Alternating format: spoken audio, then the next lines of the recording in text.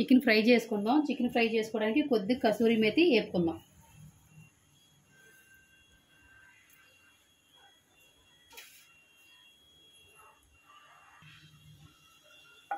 కొద్దిగా వేగితే సరిపోద్ది, మరి బాగా వేప అవసరం లేదు, కొంచెం వేడి తగిలితే చాలు. వేగిపోయింది, తీసేద్దాం ఎందుకు కానీ. దీంట్లోనే ఆయిల్ పోసుకుందాం.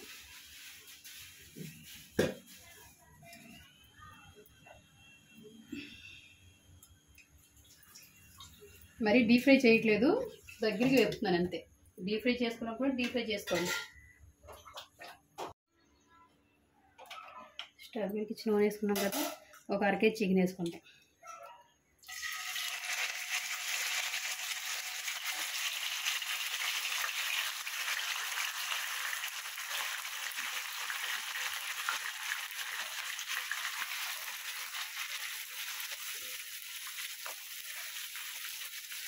కొద్దిగా మగ్గనిద్దాం, ఆ నీరు అయితే మొత్తానికి పోయిద్ది కొద్దిగా మగ్గనిస్తే.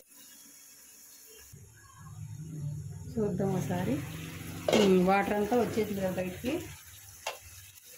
దీంట్లోనే కొద్దిగా అల్లం వెల్లుల్లి పేస్ట్ వేసుకోండి.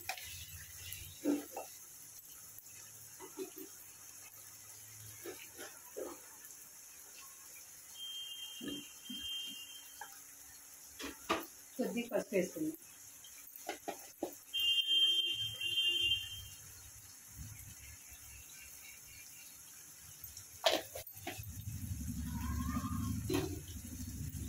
బాగా కలుపుదాం.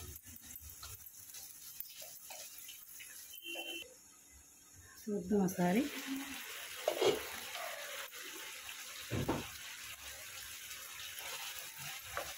కొంచెం నీరు దగ్గరికి వచ్చింది కదా, కొంచెం ఇందులోనే కొద్దిగా గరం మసాలా అన్నీ వేసుకుందాం. కొద్దిగా గరం మసాలా,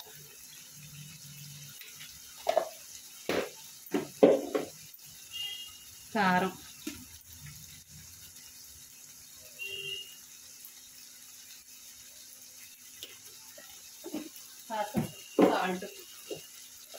సాల్ట్ మీకు తినే బట్టి వేసుకోండి. మరి ముందు వేసేస్తే ముక్కలు బాగా పట్టేద్దని కొద్దిగా లాస్ట్లో వేస్తుంది.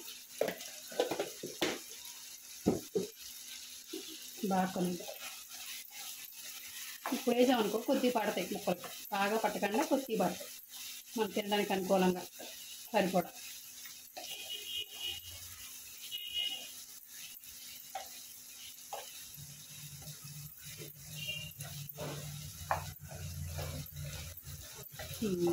కొద్ది మూతాడు.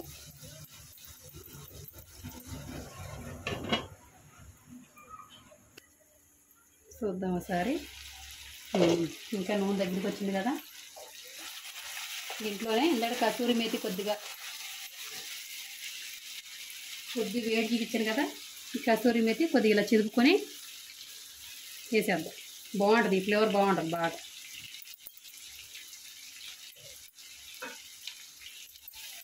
చికెన్లో ఇది వేసుకుంటే కసూరి మేతి బాగా టేస్ట్ బాగుంటుంది. చికెన్లో కూడా వేసుకోవచ్చు, ఫ్రైలో వేసుకుంటే బాగుంటుంది. ఇంకా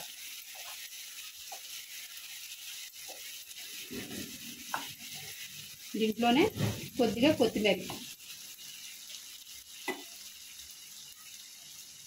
కొత్తిమీర, పచ్చిమిరపకాయలు, కరివేపాకు ఈ మూడే వేసుకుందాం.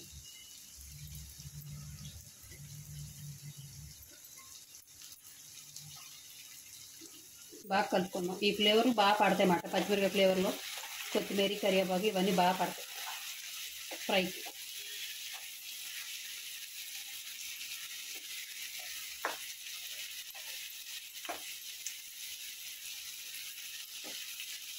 ఒక 5 నిమిషాలు మూత పెడదాం.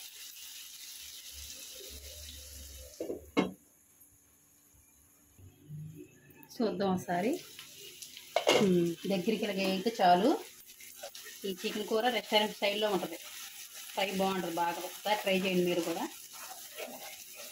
ఫ్లేవరు అది బాగా తెలుస్తుంది మనకి. Chicken fry ready.